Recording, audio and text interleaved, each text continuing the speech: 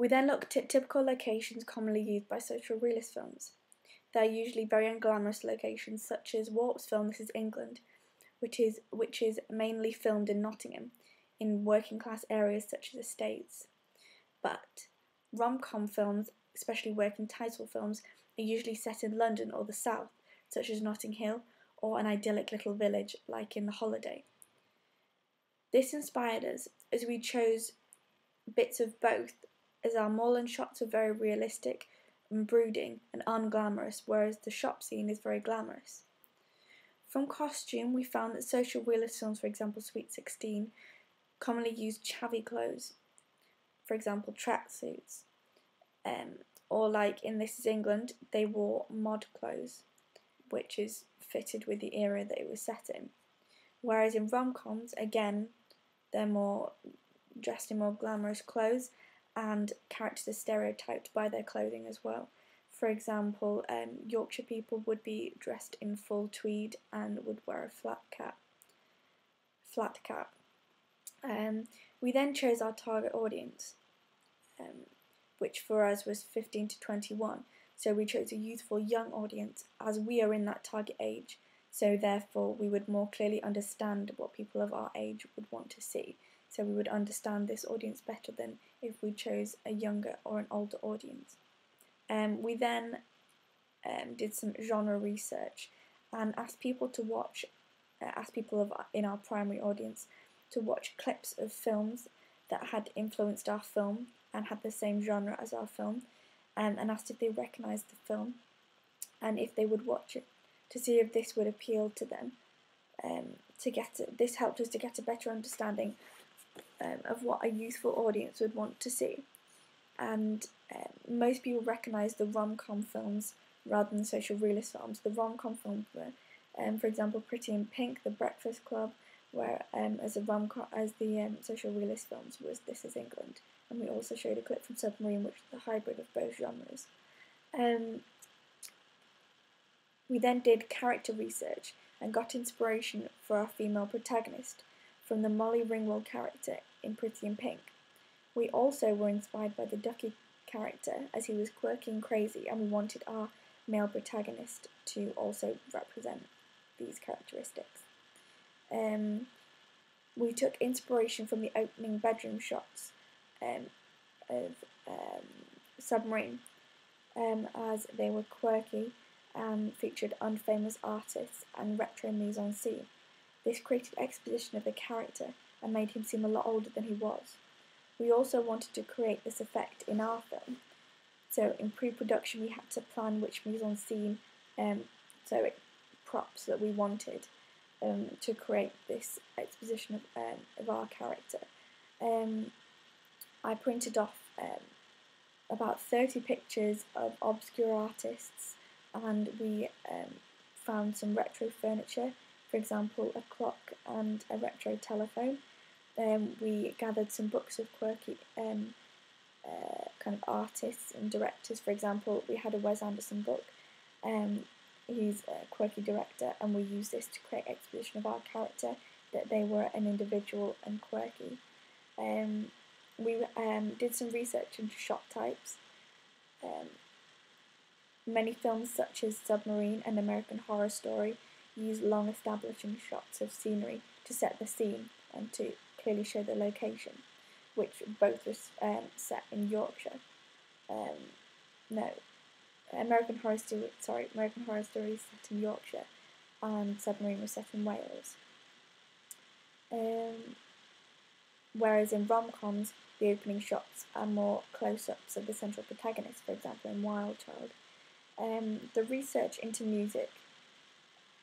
During the research into music, we found that Submarine used Alex Turner from the Arctic Monkeys, as the Arctic Monkeys were also signed by Warp X Music.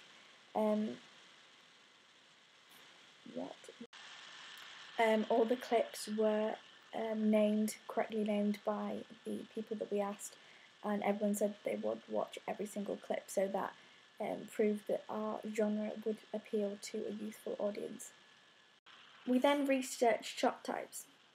Many films such as Submarine and American Werewolf in London used long establishing shots of scenery to set the scene, whereas more rom-coms open with close-up shots of the central protagonist, for example in Wild Child. The research into music showed us that Submarine used Alex Turner from the Arctic Monkeys, as they had signed to Warp Music. We took one of the Arctic Monkeys' slow songs, and we had to plan where we would get it recorded, and we had to arrange with Connor from Music College in Leeds to record it for us. We organised practice recordings with him to make sure that he knew exactly what we wanted, and we also sent him examples of exactly what we wanted as well. So we used an acoustic guitar, which would signify the romantic genre. We looked into the titles from rom-coms. For example, You've Got Mail. We looked at the order of the titles and how they had phrased them. For example, they used the word starring and then the actor, produced by. This helped us plan for our titles that we would use. We then created a very detailed storyboard, call sheets for all shoots, and a screenplay. This was a step up from our prelim and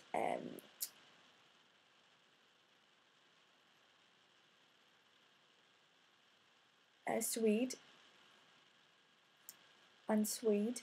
We also planned locations this time because we had more than one. In our prelim in Swede there was only a few locations. This time we had a lot more, and they were further apart. We had to look into the time of day, so what kind of light that would affect the lighting. The weather could affect filming as well. We had to make sure all the cast could make the certain day. We originally asked Chantel to play Holly, but she couldn't make the shooting, so we had to recast her with Lucy. But again, Lucy couldn't make some of the shoots, so we had to recast her to Holly. This was very difficult, but due to giving ourselves enough time to be able to recast, this was possible, so we didn't affect filming. I planned the morning shots, so it would be a sunny day but cloudy to create the atmospheric shots that I wanted, that were inspired by Submarine. To do this, I looked at the weather forecast and planned the days. I also made sure that it was in early morning, so that the clouds would be hiding kind of the sunrise as well, to get that kind of effect. So I went about 9 o'clock to get the early morning sun. We started with enough time to reshoot if we needed to. So over a period of time, it was over a period of time, not just one day, as it was for the prelim and the Swede. But this was useful as we did have to reshoot the bad boy scene, so that gave us enough time to be able to do that. We planned different shot types beforehand using the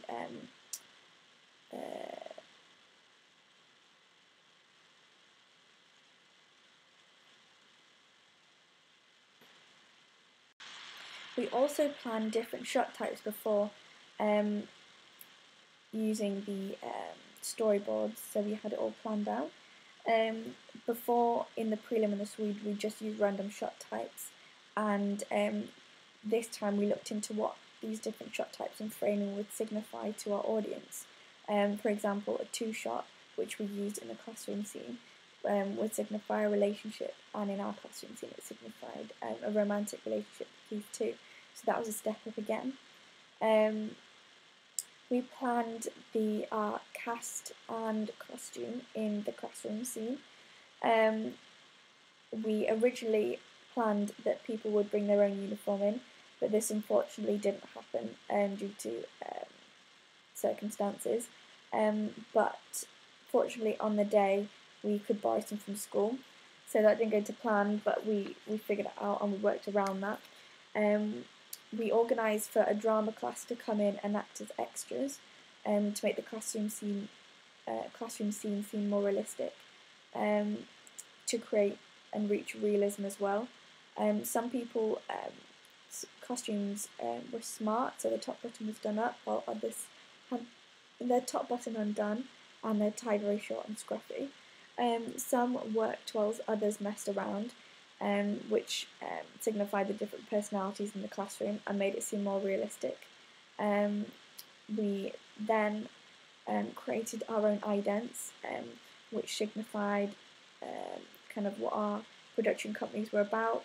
We needed to have a moving image and the title of our ident and a sound effect. If you look at my question 6, I'll explain that further. During production, all shots were done on a tripod, so they weren't shaky. They took longer, but they looked more professional.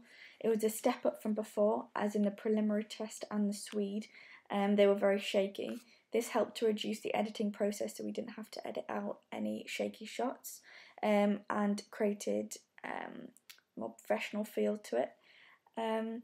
We created a production schedule which helped with the organisation, so everyone knew which days we were shooting and which scenes we were shooting, so we knew exactly what props needed to be brought. We did a lot of practice shots. For example, me and Ben went up to the moors to film some scenery shots, and we learned how we wanted to frame them. So I knew for when I did it on Denton Moor.